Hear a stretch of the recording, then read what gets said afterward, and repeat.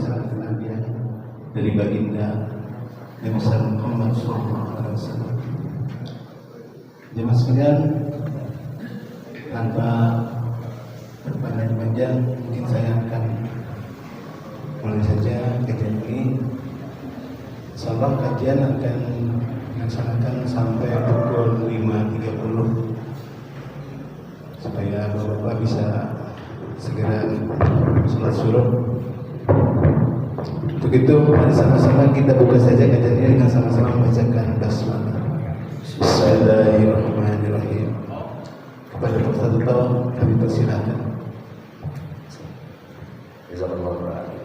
Bismillahirrahmanirrahim. Assalamualaikum warahmatullahi wabarakatuh. Alhamdulillah, wassalatu wassalamu ala Rasulillah, wa la haula wa la quwwata illa billahil aliyyil azim. Qala Allah Ta'ala fil Qur'anil Karim, a'udzu billahi minasy syaithanir rajim. Bismillahirrahmanirrahim. Wal 'ashr, innal insana lafi khusr illa alladziina aamanu wa 'amilus shalihati wa tawashaw bil haqq wa tawashaw bis sabr. Shadaqallahul adzim. Hadirin sidang salat subuh yang dimuliakan Allah Subhanahu wa taala. Sebagaimana disampaikan tadi oleh Pak Dedi bahwa Ustaz Azhar sedang ada urusan keluarga, maka saya mohonkan doanya untuk beliau dan keluarga ya, supaya diberikan kemudahan dalam segala urusan beliau, diberikan jalan keluar yang terbaik, diberikan kesehatan yang paripurna, diberikan rezeki dan lain sebagainya yang terbaik oleh Allah Subhanahu wa taala. Amin ya rabbal alamin. Ilahi lastu lil firdausi ahla wa la aqwa 'ala naril jahim fahab li taubatan waghfir dhunubi fa innaka ghafirhu dzambil 'azim. Dhunubi mithlu a'dadir rimal fahab li taubatan ya dzal jalali wa umrina kisun fi kulli yawmin wa dhanbi zaidun kaifah dimani ilahi abdaka al-'asi ataka wa kirran bil dhunubi wa qad da'aka fa in takfir fa anta lidzalika ahlun wa in tatrud faman narju siwaka. Hadirin yang dimuliakan Allah Subhanahu wa taala, segala puji bagi Allah Subhanahu wa taala yang telah mengumpulkan kita di subuh yang adem ini. Beberapa hari ini alhamdulillah hujan turun. Atas segala karunia-Nya yang Allah berikan banyak kepada kita. Begitu banyak sampai gak terhitung nikmat Allah itu. Fa in ta'uddu ni'matallah la tuhsuha. Lagi-lagi saya ingin memberikan sebuah ilustrasi bagaimana ketika kita membuka mata kita ternyata banyak alat-alat kesehatan yang nempel di tubuh kita. Ada infus, ada alat bantu nafas yang disebut dengan ventilator. Itulah sebagian yang sekarang sedang dirasakan oleh saudara-saudara kita yang sekarang sedang dilewati rumah sakit. Nah kita diberikan kesehatan oleh Allah Subhanahu wa taala, diberikan kesempurnaan nikmat, kesempurnaan fisik. Ini nikmat yang luar biasa sekali, nikmat yang agung yang Allah berikan kepada kita. Nah, syair yang saya bacakan tadi, kalau di kampung kita kalau ngaji ibu-ibu, ilahi lastu lil firdausi ahla wala aqwa 'alan naril jannah taubatan waghfir dhunubi fa innaka ghafirul dzambil azim. Ilahi lastu lil firdausi ahla. Ya Allah, lastu lil firdausi ahla. Saya ini bukan ahli surga ya Allah. Ada di sini bapak-bapak, ibu-ibu yang sudah yakin sekali bahwa akan menjadi ahli surga? Ada? Ada ya? Bagus. Semua harus yakin bahwa kita ahli surga, karena masa depan seorang muslim, terlebih dia mukmin, bahwa yang pasti dia akan masuk surganya Allah Subhanahu wa ta'ala. Itu harus dicapkan baik-baik. Surga yang demikian luasnya diciptakan oleh Allah Subhanahu wa ta'ala, seluas langit dan bumi, diciptakan bagi orang-orang yang beriman. Tapi wala aqwa 'alan naril jahimi, kita nggak kuat ya Allah kalau harus masuk dalam nerakanya Allah Subhanahu wa ta'ala. Nggak kuat, nggak bakal kuat kita kalau harus dimampirkan dulu ke nerakanya Allah Subhanahu wa ta'ala. Dan kita harus berlindung dari nerakanya Allah Subhanahu wa ta'ala. Fahamli taubatan waghfir dhunubi, maka berikanlah taubat kepada kami dan ampuni dosa-dosa kami. Fa innaka ghafirul dzambil azim, sesungguhnya Engkau Maha Pengampun dari setiap dosa dan kesalahan yang kita lakukan. Maka apapun keadaan kita, apapun situasi kita, kita harus memperbanyak bekal kita untuk menghadap Allah Subhanahu wa ta'ala, agar kita nanti gak perlu mampir dulu tuh yang namanya ke neraka jahanam. Nanti kita akan dimasukkan bersama-sama langsung ke dalam surganya Allah Subhanahu wa ta'ala. Nah itu kan harapan kita. Ngapain kita capek-capek banting tulang segala macam. Kemarin ya ada banting tulang ya Ustaz ya. Yang kemarin hadir pengajian Ustaz Syahroni, harusnya kemarin mau hadir itu ibu. Kalau hadir pengajian beliau Ustaz Syahroni, nanti keluar masjid tuh kita akan senyum-senyum karena ilmu dapat, kesenangan, terhibur juga iya karena cara pembawaan beliau yang luar biasa. Apapun materinya. Kemarin tentang masalah rumah tangga, ya Allah luar biasa. Hebat. Kita undang lagi nanti kapan-kapan ya. Pak DKM insya Allah ya. Situ Pak RW udah oke. Nanti Pak RW aja ke RW yang mengadakannya. Saya nggak sengaja beberapa waktu yang lalu di Bintaro antar anak kursus, saya nunggu di masjid. Pas ada Ustadz beliau, saya belum tahu namanya Ustadz Syahroni. Ini cerita saja sebelum saya bacakan beberapa hadis. Beliau memaparkan materi tentang fitnah-fitnah yang muncul ketika salah satu pasangan kita meninggalkan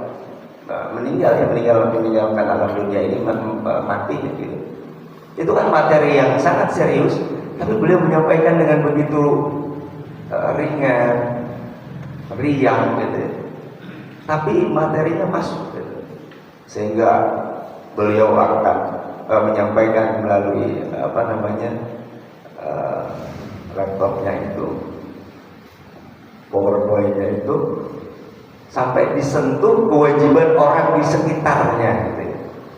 Ini Pak RW, katanya kalau Pak RW ada yang baru meninggal, bapak-bapak, orang-orang tahlil 7 hari Pak RW, dan dia malam ke-8 masih datang juga. Ditanya sama bininya, "Bang, lu kok datang mulu tahlilan ini, lu malam ke-8?" "Gua kan RW." Gak tahunya yang meninggal suaminya, istrinya itu cakep gitu loh. Jadi ada, "Bang, lu rajin, kalau kata orang-orang 7 hari doang tahlil." "Ah, gua mah RW." Dia akan mau konsul sama gue kan gitu. Datengin ke rumah istri, saya belum musibah. Lu Pak RW, suami saya mau katanya orang yang baik, susah nyari gantinya, gak ada gantinya. Pak RW jawab, ada katanya. Ada katanya gitu. Coba bilang enggak ada. Gitu. Ini salah satu contoh apa yang beliau sampaikan. Materinya serius, tapi apa namanya, cara penyampaiannya itu ringan. Dan ibu-ibu kemarin datang ya ibu-ibu ya, luar biasa ya, cakep ya. Yang begini diundang lagi nggak bu? Diundang lagi. Kalau yang serius-serius, yang kata Gus Bana begini, orang di rumah udah banyak masalah ya, masalah anak, masalah istri, masalah hutang, masalah pekerjaan segala macam. Di bawah pengajian pusing katanya, dikasih pengajian yang serius-serius aja puyeng katanya. Jadi sesekali yang ngaji juga yang ringan-ringan saja, yang ringan, yang applicable, yang bisa diaplikasikan dalam kehidupan sehari-hari, yang mudah, yang pusing-pusing, yang susah-susah, bagian ustaz-ustaz yang serius ada, seperti kajian ya fikih Ustaz Kamil, lebih serius ya Ustaz Kamil.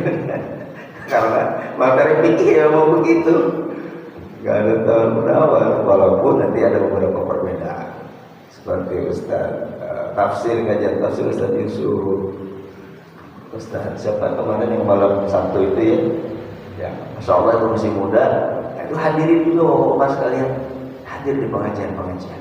Karena duduknya saja di pengajian itu kan udah saya bahas di pertemuan, beberapa pertemuan yang sebelumnya. Kita hadir di kajian, di majelis-majelis ilmu itu, Masya Allah pahalanya kan luar biasa sekali. Satu kali kita hadir itu seperti kita mensodakohkan 1000 kuda untuk berperang di jalan Allah Subhanahu wa Ta'ala. Itu sudah kita bahas kemarin di kitab Tangkihul Qaul. Kita pilih tipis tapi luar biasa, berisi hadis-hadis utama yang disusun oleh Imam Asyuyuti, yang disarah oleh ulama Nusantara kita, kebanggaan nasional bahkan internasional, Syekh Nawawi Al-Bantani dalam kitab Tangkihul Qaul. Kalau santri udah pada apa tentang kitab ini mungkin sudah keluar kepala. Jadi hadirnya seseorang di majelis ilmu karena Allah Ta'ala itu akan diberikan pahala seperti orang mensedekahkan 1000 ekor kuda untuk berjuang di jalan Allah Subhanahu wa Ta'ala. Jadi Pak Amin, Pak Muklas, ada 6 belum hadir ya? Wah hebat. Pak Amin punya duit berapa sih sekarang? Kebeli nggak Pak Amin? Udah 1000. Satu aja udah ya Bang. Prabowo tuh yang suka kudanya mahal-mahal. Maaf saya sebut nama itu, maaf. Tidak bermaksud apa-apa. Ingat kudanya maksud saya. Itu kuda kan miliaran. Dan kita sodakohkan kuda itu untuk berjuang di jalan Allah Subhanahu wa Ta'ala. Misalkan sekarang untuk berjuang di Palestina. Gak sanggup kita. Tapi kata Rasulullah Sallallahu Alaihi Wasallam, barang siapa yang menghadiri majelis ilmu, duduk diam doang, nggak ngapa-ngapain, nulis kagak, dengerin sambil ngantuk-ngantuk, habis subuh maklum subuhnya jam 4, ya kan? Itu pahalanya seperti orang mensedekahkan 1000 ekor kuda, bukan cuma satu 100 juta aja berapa ya? Banyak kan pokoknya. Tapi itu bisa kita raih dengan kita hadir di majelis ilmu, insya Allah seperti pagi subuh kita ini saat ini. Nah hadirin yang dimuliakan Allah Subhanahu wa Ta'ala, tak bosan dan gak bakal bosan insya Allah kami menyampaikan tentang apa-apa yang disampaikan oleh Rasulullah Muhammad Sallallahu Alaihi Wasallam. Penyampai lidah apa yang telah disampaikan oleh Rasulullah Muhammad Sallallahu Alaihi Wasallam melalui para alimul ulama, para sahabat, tabi'in, tabi'ut tabi'in, dan seterusnya sampai kepada kita. yang disusun oleh para alimin ulama dalam kitab-kitab yang mereka wariskan kepada kita. Jadi kemarin, ada waktu Pak, kata beliau, isi kajian subuh ya. Waduh, ini yang saya gantikan ulama besar. Selain pengetahuan yang besar, badannya juga besar, Ustaz Azhar. Sekarang lagi sakit. Saya kemarin kan, mana di sore tadi kemarin saya baru pulang jam 11 tadi malam. Apa yang mau saya sampaikan? Ingat, ada warisan ulama. Ada warisan Rasulullah Muhammad SAW. Al-ulama warasatul anbiya.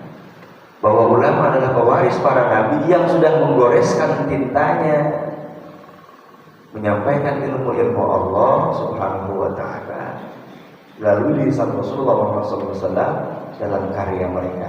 Maka saya iakan, insya Allah saya akan sampaikan beberapa hal yang telah diriwayatkan oleh para riwayat hadis dan para alim ulama.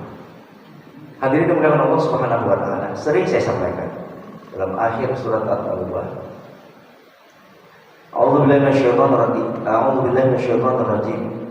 Laqad ja'akum rasulun min anfusikum azizun 'alaihi ma 'anittum harisun 'alaikum bil mu'minina raufur rahim. Bahwa telah datang kepada kalian seorang rasul yang diutus dari golongan kalian sendiri, teman kalian sendiri. Jadi Rasul itu diutus dari golongan orang Makkah, bukan diimpor dari mana-mana, bukan. Azizun 'alaihi ma 'anittum, orang yang lemah lembut, orangnya berkasih sayang, orangnya mikirin kalian. Harisun 'alaikum bil mu'minina raufur rahim, sangat sayang kepada orang-orang beriman di antara kalian. Jadi sayangnya Rasulullah Muhammad SAW kepada kita melebihi sayangnya diri kita kepada diri kita sendiri. Dalam hadis lain yang saya nggak ketemu, kemarin saya cari di mana sih hadis ini. Saya pernah baca di Riyadhus Shalihin, tapi kok saya cari-cari nggak ketemu. Dilihat di daftar hadis, daftar pustakanya, daftar isinya nggak ketemu-temu. Tapi kira-kira maknanya begini. Sayangnya Rasulullah kepada kita itu seperti seseorang yang sedang melihat ada laron di tengah malam. Laron, tahu laron Pak ya? Laron itu banyak sekali laron tersebut yang akan nyemplung-nyamperin api yang menyala. Nah, kalau zaman baheula, zaman dulu belum ada listrik seperti sekarang. Jadi sumber cahayanya di malam hari itu adalah obor ya, api. Nah itu laron itu namanya binatang, nggak tahu, nggak punya pikiran. Dia main nyamperin aja tuh ke si obor tersebut. Padahal kalau sudah nyamplung ke situ, pasti dia akan terbakar. Nah kita umat manusia ini, walaupun kita sudah berislam, kita beriman, namun karena ada godaan syaitan, ada nafsu dan lain sebagainya, nah kita ini seperti laron yang akan masuk ke dalam api. Seperti itulah kita akan masuk berlomba-lomba ke dalam kebatilan. Kita berlomba-lomba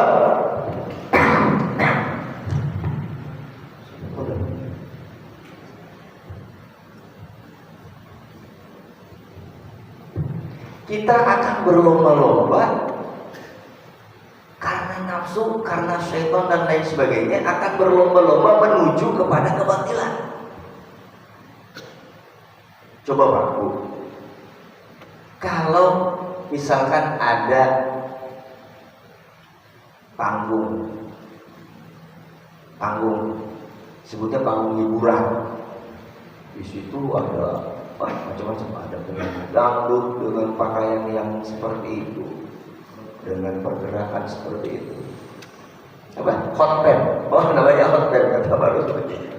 Kemarin dia ngomongin dia apa? Sore-sore dikasih baju yang seksi sama suaminya dipakainya sore-sore kan gitu katanya. Anaknya nanya, ibu mau film apa? Jadi kalau dikasih baju yang seksi itu pakainya malam-malam ya, jam 12 malam ibu yang kemarin ya gitu. Nah kalau ada panggung misalkan di situ atau di sini, itu tanpa ada woro-woro panggung, setel aja gede-gede langsung, itu yang datang wah banyak. Karena memang seperti itu, ada nafsu, ada godaan setan, cepat banget datang. Tapi kalau pengajian, misalnya nih kita bandingin aja dengan itu banner udah di depan sono udah nabeng tuh banner kan, masuk jalan tol, was komunitas RW Sembilan Dago menolak keras apa itu akses masuk Like Serpong. Waduh, saya bilang ini serem banget ini. Di sampingnya pengajian Ustaz ini udah seminggu sebelumnya, tapi yang datang orangnya itu lagi dan itu lagi ya kan. Nah karena memang kalau kebaikan itu dikelilingi oleh sesuatu yang gak enak gitu, subuh-subuh harus datang ke masjid, ngapain, mending di rumah aja lah, gue sholat juga kok di rumah. Nah kita kata Rasulullah seperti laron yang akan menubruk api, dan Rasulullah itu ngejagain satu-satu laron itu, dijagain oleh Rasulullah, dijagain oleh Rasulullah Muhammad SAW agar jangan kita seperti laron yang akan menubruk api. Ini ada di Riyadhus Shalihin tapi saya nggak ketemu dari kemarin saya cari-cari, tapi pernah saya baca. Nah sayangnya Rasulullah itu seperti itu. Jangan itu api akan membakar. Gitu. Jangan kalian jangan nyemplung ke situ, kata Rasulullah Muhammad SAW. Jangan. Dijagain kita satu-satu, kata Rasulullah Muhammad SAW. Nah, kenapa sih Rasulullah bisa seperti itu dan nabi-nabi yang lainnya? Kita bacakan latar belakangnya di dalam kitab Tanbihul Ghafili karya Abu Lais As-Samarqandi dari Samarqand. Imam Abu Lais ini seorang ulama besar. Wa ruwiya an Rasulillah sallallahu alaihi wasallam annahu qala, dari Rasulullah Muhammad sallallahu alaihi wasallam, hadis nomor 579 di kitab ini. Riwayat Bukhari dan hadis ini sahih. Ma min nabiyyin illa wa qad ra'a. Ini latar belakang kenapa para nabi itu begitu sayang sama umatnya. Ma min nabiyyin, tidaklah seseorang akan diangkat menjadi nabi oleh Allah Subhanahu wa taala illa wa qad ra'a, kecuali sebelumnya dia pernah menjadi penggembala. Nah, ini apa hubungannya dengan penggembala? Qalu, kemudian sahabat bertanya, ya Rasulullah, wa anta qad ra'aita, apakah engkau pernah menjadi penggembala ya Rasul? Qala na'am ra'aitu, ya betul, saya pernah menjadi penggembala. Kita sering dengar ya kisah Rasulullah bagaimana waktu kecil pernah menjadi penggembala. Kenapa sih pengen pernah jadi penggembala semua? Qala al-faqih rahimallahu ta'ala, al-hikmatu fi ra'al anbiya'i sallallahu alaihi wasallam wa salamuhu anna Allah ta'ala ibtalahum 'alal bahaim awalan hatta tadhhura syafaqatahu 'ala khalqihi. Hikmah dari para nabi-nabi, semoga rahmat dan keselamatan ditetapkan atas mereka, anna Allah ta'ala ibtalahum, sesungguhnya Allah Subhanahu wa taala menguji para nabi tersebut alal bahaim, dengan hewan-hewan yang mereka gembalakan. Awalan, pertama kalinya, hatta tazhura syafaqatahu, sampai kemudian akan lahir, akan terlihat kasih sayang para nabi tersebut sebelum jadi nabi terhadap hewan-hewan peliharaannya. Wa idza wajadahum musyrikaini 'alal bahaim ja'alahum anbiya, maka ketika dia diuji, mereka para nabi sebelum diangkat jadi nabi diuji dengan hewan-hewan yang kesana kemari, yang nakal, yang makanin palawija punya orang dan lain sebagainya. Wa ja'alahum mustaqatina ala bani Adam fi amri dinihim. Tapi ketika mereka sudah mampu untuk menjaga hewan-hewan tersebut, telah mampu untuk mengasih sayangi hewan tersebut, itu dilatih dari kecil, maka insya Allah kedepannya dia akan mampu untuk menjaga bani Adam fi amri dinihim, anak Adam dalam urusan agama mereka. Siapa yang pernah jadi penggembala bapak dulu waktu kecil? Apa pernah semua? Pernah belum? Pernah ya? Itu ada harapan jadi nabi dong? Enggak ya? Enggak begitu. Ini riwayat saja bahwa Rasulullah mengatakan setiap nabi tidaklah diutus kecuali dia pernah menjadi seorang penggembala. Artinya kita supaya sayang sama hewan aja kita sayang. Nggak boleh begini, jangan nyemplung, jangan itu, jangan jangan ke situ, itu airnya nggak bersih, itu jurang dan lain sebagainya. Ayo dijaga ya.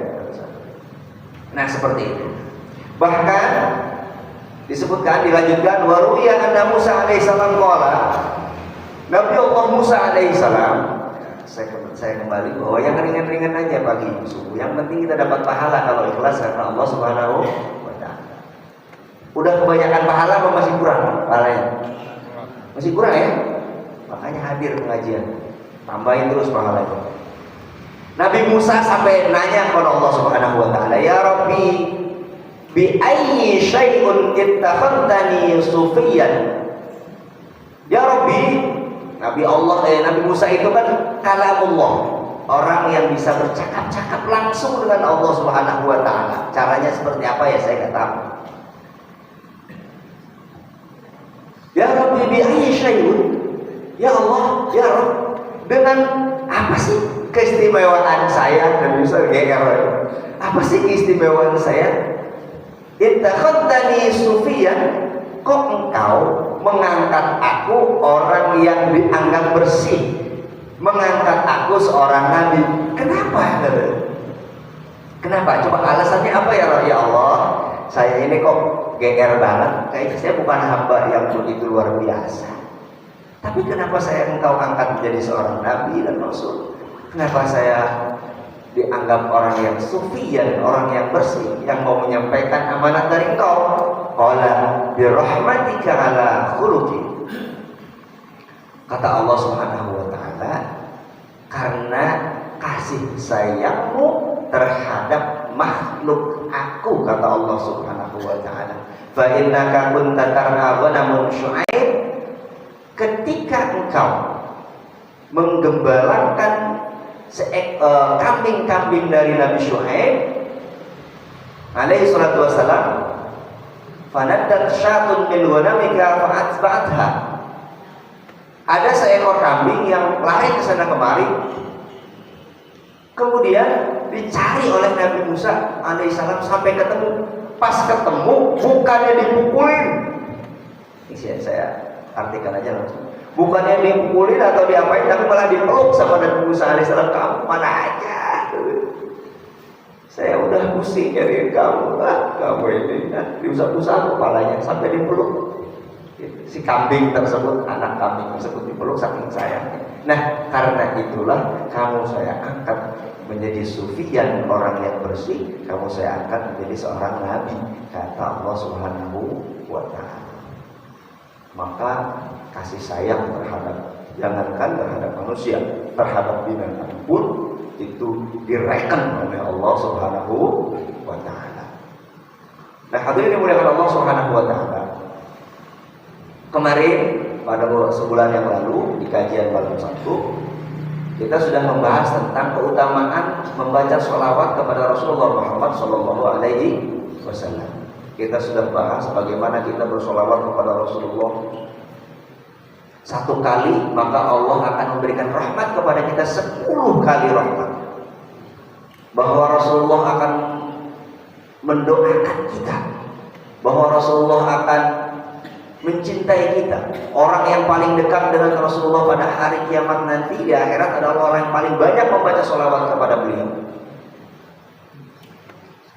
Pada subuh kali ini kita tambahkan Wa qala sallallahu alaihi wasallam ma min du'ain illa bainahu wa bainas samai hijabun hatta yusalli alayya fa idza salli alayya in kharaqa dzalika al-hijab wa rufi'a dzalika ad-du'a. Tidaklah seorang hamba berdoa kepada Allah Subhanahu wa taala melainkan antara doa dan Allah ada hijab, yaitu penghalang, hatta yusalli alayya, sehingga kita membacakan sholawat kepada Rasulullah. Fa idza sulliya alayya, ketika kita membacakan sholawat, in kharaqa dzalikal hijab, maka pecahlah, hancurlah penghalang tersebut, wa rufi'at du'a, dan diangkatlah doa kita kepada Allah Subhanahu wa taala. Jadi sekali lagi saya gak bakalan pernah bosan bagaimana keutamaan Rasulullah Muhammad SAW, bagaimana keutamaan beliau mencintai kita, bagaimana keutamaan membaca sholawat dan lain sebagainya. Ternyata doa kita mungkin tidak terijabah saat ini karena salah satunya sebelum berdoa kita tidak membaca sholawat kepada Rasulullah Muhammad SAW. Maka hadirin yang dimuliakan Allah Subhanahu wa taala, sebelum kita berdoa menyampaikan permohonan kita kepada Allah Subhanahu wa taala, perbanyak sholawat. Mintanya sedikit aja yang inti-intinya, sholawatnya diperbanyak kepada Rasulullah Muhammad SAW. Maka hijab, penghalang yang mungkin akan menghalangi doa kita terkabul akan dihancurkan oleh Allah Subhanahu wa taala. Maka sholawat itu ringan tapi faedahnya sangat luar biasa. Dilanjutkan waqala Rasulullah sallallahu alaihi wasallam, man shalla alayya fi yaumin mi'ata marratin qudiyallahu lahu mi'ata hajatin sab'ina minha li akhiratihi wa 30 fiha lid dunyahu. Barang siapa bersolawat kepadaku 100 kali dalam sehari, qudiyallahu lahu mi'ata hajatin, qadallahu lahu mi'ata hajatin, Allah akan mencukupi kebutuhannya 100 kali pula. Sab'ina minha li akhiratihi, tapi 70 kali kebutuhannya itu nanti buat di akhirat. Wa 30 minha li dunyahu, yang 30 dibalas langsung di dunianya. Ini salah satu hadis ini menyatakan demikian. Selain pertemuan-pertemuan yang lain yang pernah kita bahas. Jadi sekali kita bersolawat 100 kali sehari, misalkan kita cicil habis sholat, setiap sholat 10 kali atau 20 kali ya, itu kebutuhan kita 30 di dunia dicukupi oleh Allah Subhanahu wa taala, dan nanti kebutuhan kita di akhirat 70-nya akan dipenuhi oleh Allah Subhanahu wa taala. Apa kita masih punya kebutuhan nanti di akhirat, di yaumil kiamat? Punya. Kata siapa? Kebutuhan syafaat Rasulullah, kebutuhan pertolongan Allah Subhanahu wa taala. Justru di sana nanti kita butuh pertolongan Rasulullah Muhammad sallallahu alaihi wasallam. Wa qala sallallahu alaihi wasallam, man shalla alayya salatan wahidatan sallallahu alaihi wa malaikatahu 20 marratan wa lam yamut hatta yubashshira bil jannah. Barang siapa orang berselawat kepadaku 1 kali saja, maka malaikat akan membalasnya dengan 10 kali, walam yamut hatta yubashshara bil jannah, dan dia tidak akan mati sehingga dia mendapatkan kabar gembira tentang surganya Allah Subhanahu wa taala. Maka sholawat ini harus kita lazimkan, harus kita teruskan terus-menerus dalam kehidupan kita sehari-hari. Kita lanjutkan kepada bab selanjutnya. Jadi pada ini sengaja saya bacakan terus saja ini. Kalau ada kesempatan saya bacakan kitab ini, agar bapak-bapak sekalian merasakan khotam 1 kitab saja dalam kehidupan sehari-hari. Yang sudah pernah mondok sudah karuan rasanya khatam kitab apa. Ya kita ini yang di kehidupan bermasyarakat. Ya kalau saya bacakan terus, kita bacakan terus, itu kan insya Allah khatam 1 kali. Nanti kalau ditanya oleh mereka, Pak, kamu pernah nggak sih di dunia ngaji? Pernah khatam, pernah kitab 1 kitab aja Pak, pernah kitab Taqihul Qaul, jawab ke masyarakat. Emang kitab apa tuh? Tentang hadis. Siapa yang nyusun? Imam Syekh Nawawi Al-Bantani, dia mensarahi kitab dari Syekh Imam Suyuti, namanya Lubabul Hadis. Kalau belum pernah kita ditanya mereka pernah khatam Pak Alam kitab?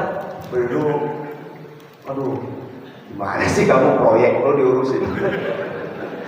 Ya kan saya usaha buat anak istri saya. Bagus katanya. Kamu punya alasan yang tepat itu katanya gitu. Untuk punya alasan katanya. Coba ya. Jadi saya bacakan lagi. Sekarang bab kelima, al-babul khamis fi fadilatil iman. Bab yang kelima membicarakan tentang keutamaan iman.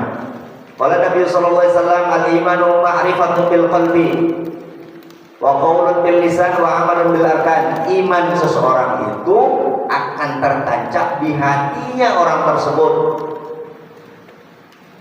Saya beriman, mengaku keimanan keesaan Allah Subhanahu wa taala, kekuasaan Allah Subhanahu wa taala. Saya beriman akan Nabi Allah Muhammad SAW adalah utusan Allah, malaikat, kodok-kodar dan lain sebagainya. Wa qaulun bil lisan, dan diucapkan dengan lisan kita. Wa amalun bil arkan, tapi bukan hanya diimani dalam hati, diucapkan dengan lisan, harus wa amalun bil arkan, harus dikerjakan, diijawantahkan dengan perbuatan kita sehari-hari. Ngakunya beriman pada Allah Subhanahu wa taala, suruh sholat entar-entar dulu, suruh zakat entar-entar dulu, suruh puasa enggak kuat, suruh taklim ngaji ogah, mendingan main gaplek. Ada yang begitu? Dulu. Sekarang saya nggak tahu, saya ngomong bapaknya. Dulu di RT-nya Pak Amin tuh, orang lebih baik main gaplek di itu saung. Sekarang alhamdulillah udah paling tidak berkurang. Oh, ini apakah tanda dakwah berhasil? Ya nggak tahu. Yang penting ya kelihatannya sekarang berkurang. Wah hebat.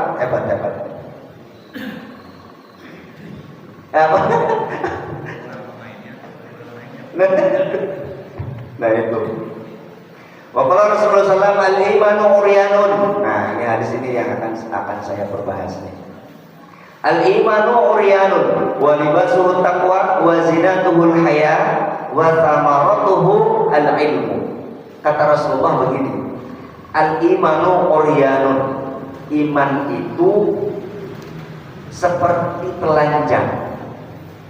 Wa libasuhu taqwa, dan pakaian iman tersebut adalah ketakwaan kita kepada Allah Subhanahu wa taala.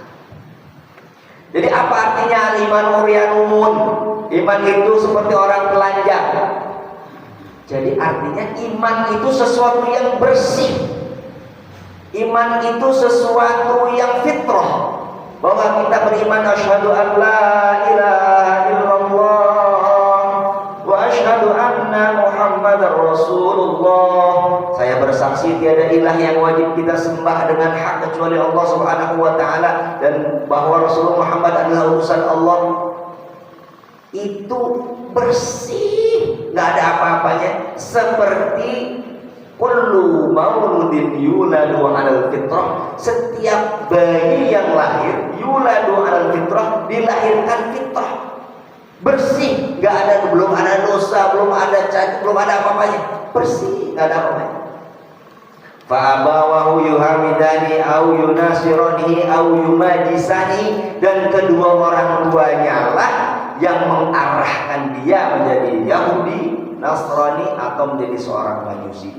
Padahal anak orang non-muslim saja itu begitu lahir kan masih fitrah ini. Sama bapaknya diberikan warna. Apakah dia menjadi seorang Nasrani? Apakah Majusi? Apakah Yahudi laknatullah alaihi? Nah, seperti itulah iman kita. Jadi iman kita itu masih dalam keadaan telanjang. Wa libasuhu taqwa, dan pakaian daripada iman kita yang telanjang tersebut adalah ketakwaan kita kepada Allah Subhanahu wa taala. Ketakwaan kita, tunduk dan takut kita kepada Allah Subhanahu wa taala, itu yang membungkus, yang menutup aurat iman kita. Jadi kalau kita menyatakan saya beriman, namun perilakunya jauh daripada perilaku takwa, maka iman kita masih dalam keadaan telanjang. Seperti apa orang bertakwa? Sudah banyak dijelaskan oleh guru-guru kita. Mengutip dari Al-Quran, Dzalikal kitab la raiba fihi hudan lil muttaqin alladzina apa? Lupa saya. alladzina yuqimunas sholata wa mimma razaqnahum yunfiqun. Contohnya, ciri orang bertakwa adalah alladzina yuqimunas sholat, orang-orang yang mendirikan sholat. Wa mimma razaqnahum yunfiqun, dan orang-orang yang apabila dititipkan harta kepadanya, dia berinfak dari sebagiannya. Itu salah satu ciri dari orang bertakwa. Jadi kadang ada orang yang menyatakan dirinya beriman kepada Allah Subhanahu wa taala, tapi dia sholatnya masih ogah-ogahan. Sholatnya masih belang bentong. Ini bukan untuk bapak-bapak yang di sini. Di sini udah kayak gini udah lewat. Insya Allah dalam keadaan apapun, insya Allah kita sudah melakukan sholat.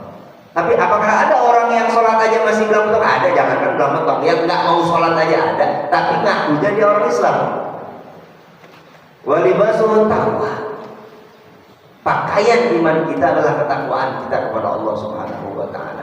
Nah, kalau iman kita sudah dibungkus dengan takwa, sholatnya mau, zakatnya mau, puasanya jalan, yang sunnah-sunnah dikerjakan semuanya, ada perhiasannya. Wazinatuhul haya, perhiasan daripada iman itu adalah al-haya, rasa malu.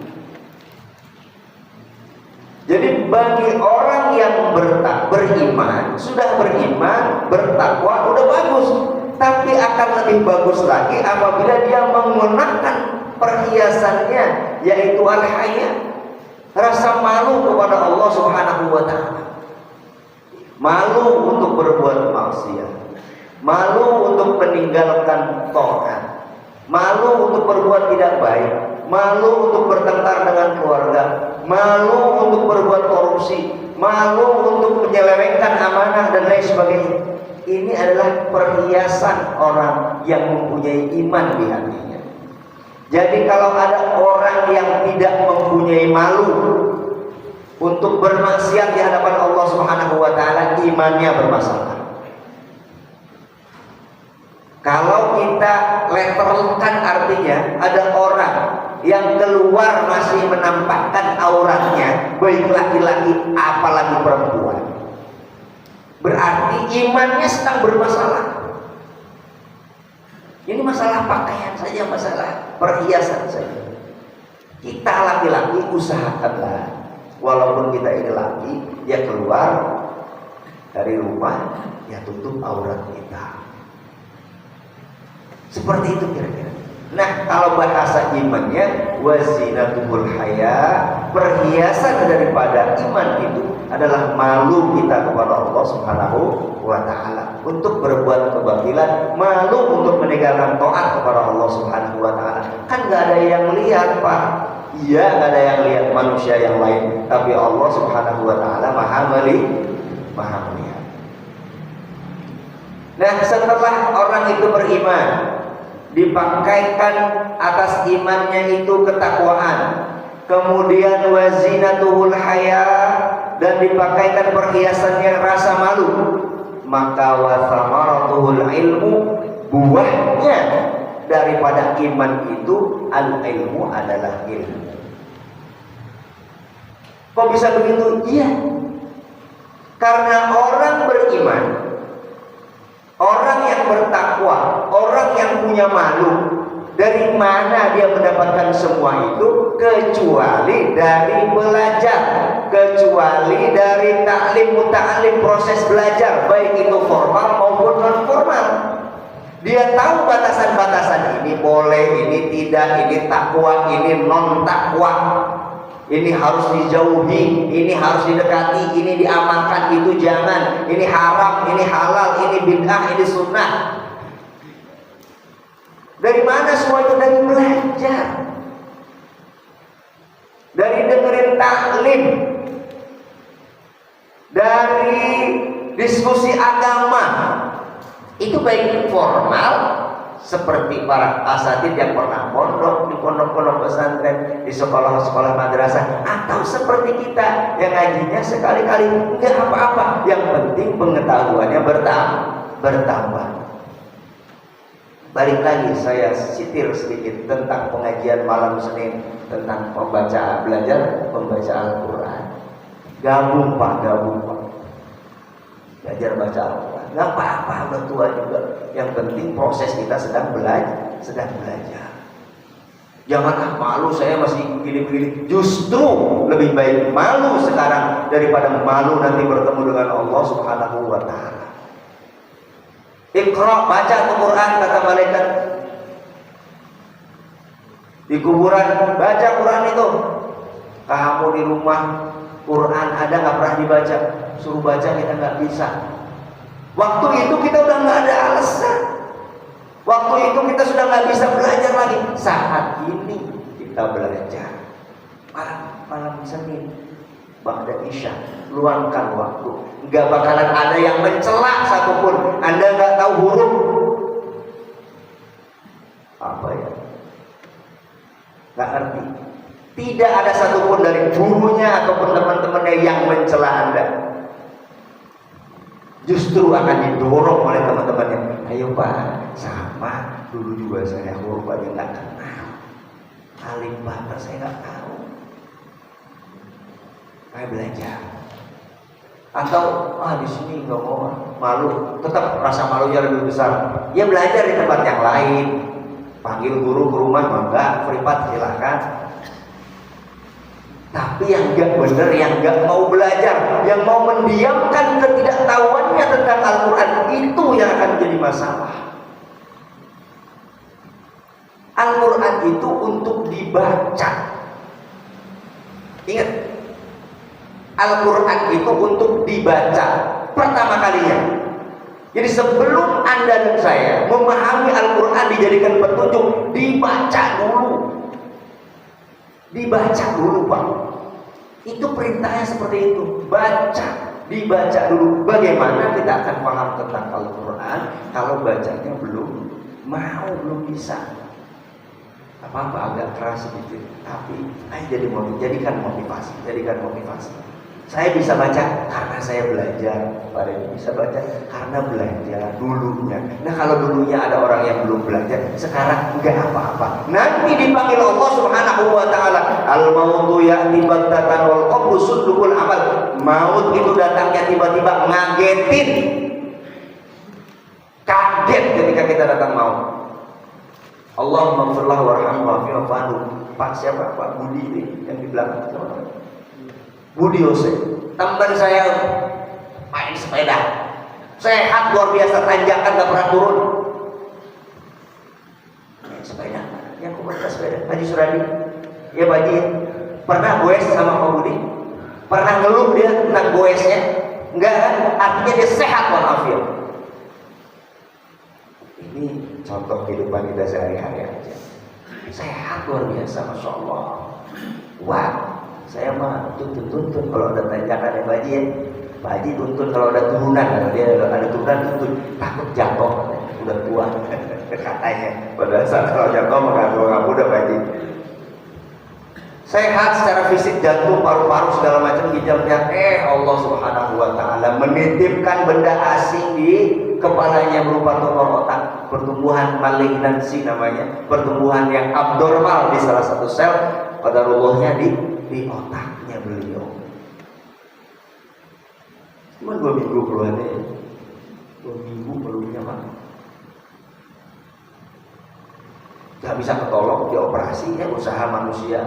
Rumah sakitnya saya kira MK Hospital ya, juga saya bukannya promosi ya, rumah sakit bagus juga gitu ya. Tapi kalau memang takdir Allah Subhanahu wa Ta'ala akan memanggil beliau, dipanggil, kaget saya bicara di grup. Itu di grup namanya Negeri Maryam gitu ya. Ya betul? Apa? Maryam ya gitu. Apa sih artinya itu? Gelarnya itu apa sih? Banyak dia bicara tuh kalau di grup itu. Bagi gue di sini ngopi dulu lur. Begitu sering menghibur kita. Kalau orang udah meninggal kita bicarakan kebaikan. Ngopi dulu lur, jangan serius-serius kerja. Aduh, habis goes di ini nih JPG, wah, sehat yuk, bagus kan ngajakin sehat.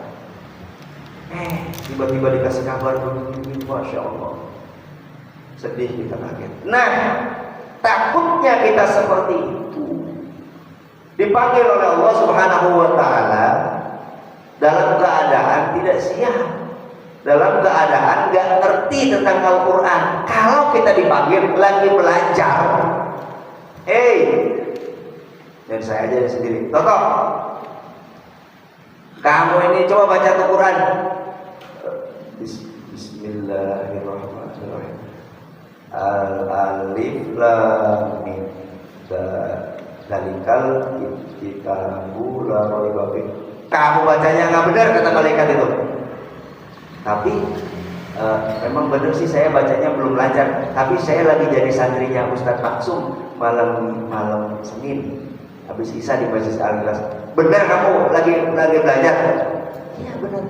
Ya coba lihat catatannya, dilihat catatannya. Oh benar, Toto malam Senin suka ngaji ini belajar baca Quran. Nah, kamu dimaklumi kamu, karena kamu masih dalam proses belajar. Tapi ini belajar kagak bisa kagak, itu yang jadi masalah. Ini yang ingin saya sampaikan. Baca kagak bisa kagak, belajar kagak. Ini yang jadi masalah. Kalau kita nggak bisa baca, masih terbata-bata dalam proses belajar, namanya juga proses. Kita meninggal dalam prosesnya. Hasilnya Allah yang akan menentukan. Nah, maka saya mengajak kesempatan yang baik. Ini para pengurus DKM Al-Ikhlas ini luar biasa sekarang ini. Senang adain kajian-kajian, undang ustaz ini. Tinggal kitanya mau apa nggak mengambil kesempatan ini. Seminggu udah berapa kali? Malam Ahad pagi, terus apa lagi? Malam Sabtu, malam Minggu, Bulana, malam Senin. Wah banyak lah. Seminggu paling 4 kali ya Pak Amin ya. Tuh, seminggu 4 kali. 1 kali datang 1000 ekor kuda. Pahalanya kita berinfak di jalan Allah Subhanahu wa Ta'ala. Tinggal hitung guys. Maka hadirin Allah Subhanahu wa Ta'ala, saya mengajak yuk kita hadirin majelis-majelis ilmu, terutama tentang bagi kita para pemula untuk tentang pembelajaran membaca Al-Quran. Jangan malu, jangan nggak mau, dimanapun kita berada kita harus belajar. Agar itu nanti siap dia tanya oleh Allah Subhanahu wa Ta'ala, Iqra, baca Qurannya bisa apa belum? Nah itu kita sedang belajar ya Allah, kita sedang belajar, wahai malaikat tolong catat saya ke dalam golongan orang-orang yang sedang belajar. Karena orang yang sedang belajar tidaklah dia meninggal kecuali dia seperti meninggal di jalan Allah Subhanahu wa Ta'ala. Nah, kira-kira demikian yang bisa saya sampaikan. Mudah-mudahan ada manfaat khususnya buat diri saya pribadi. Kesalahan datang dari saya, kebodohan saya sendiri, kebenaran dari Allah Subhanahu wa Ta'ala. Assalamualaikum warahmatullahi wabarakatuh.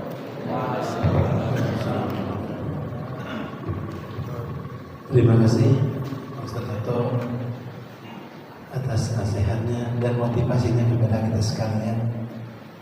Mudah-mudahan kita mendapatkan ilmu ini tambah semangat untuk meningkatkan iman Islam kita dan juga aplikasi dalam ibadah juga. Baik teman sekalian, ternyata masih ada waktu atau pertanyaan? Mungkin ada pertanyaan? Saya mau berangkat. Iya. Tapi nggak apa-apa kalau mau nanya satu pertanyaan. Ya bukan nanya sih, diskusi aja. Kalau nanya mungkin ada yang mau belum jelas. 1 paling banyak pun 2 paling banyak kalau ada pertanyaan. Tapi sepertinya, oh iya, Pak Haji, enggak Pak Haji. Kita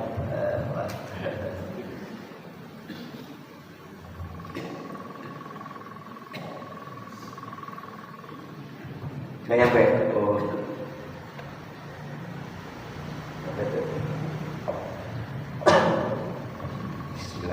Assalamualaikum warahmatullahi wabarakatuh. Waalaikumsalam. Sebelumnya terima kasih Pak Toto. Kalau kita melihat apa mendengarkan sayangnya Rasul pada kita itu memang luar biasa. Saya hanya ingin berbagi juga sedikit bahwa dari kajian Gus Bahar yang saya dengar, bahwa Allah itu juga sangat sayang kepada manusia itu. dia cerminkan dalam cerita pada waktu Nabi Adam itu digoda oleh iblis dan dia akan diturunkan ke bumi. Itu ditanya dulu oleh Allah, kenapa kamu tuh cerita ini ya, bahasanya tuh sudah saya larang makan ini tetap kamu makan gitu. Apa kata Nabi Adam? Kata iblis, engkau sudah izinkan ya Allah gitu. Jadi betapa taatnya beliau ya manusia itu. Makanya Allah ya oke, kalau begitu kamu akan saya turunkan, tapi bacalah doa ini sehingga engkau akan tetap ingat dan aku akan tolong. Rabbana zalamna anfusana wa in lam taghfir lana wa tarhamna innahu basir. Nah, setelah itu 400 tahun Nabi Adam diangkat lagi. Jadi dari Allah sampai ke nabi-nabinya itu memang sayang kepada manusia, sayang sekali. Jadi kalau kita tidak taat itu mungkin tidak seharusnya begitu. Ini mungkin hanya menambah keimanan saja. Memang kita makhluk yang paling disayang di muka bumi ini. Terima kasih. Wassalamualaikum warahmatullahi wabarakatuh. Assalamualaikum. Ya, Allah luar biasa menambahkan saja. Baik jemaah sekalian, subhanallah kita telah sama-sama mengikuti kajian pada studio kali ini. Mudah-mudahan Allah mencatat sebagai suatu amal kebaikan bagi kita semua. Kita tutup saja dengan sama-sama mengucapkan hamdalah dan doa. Alhamdulillahirrahmanirrahim. Subhanallahumma wa bihamdika asyhadu an la ilaha illa anta astaghfiruka wa atubu ilaik. Billahi taufiq wal hidayah. Assalamualaikum warahmatullahi wabarakatuh.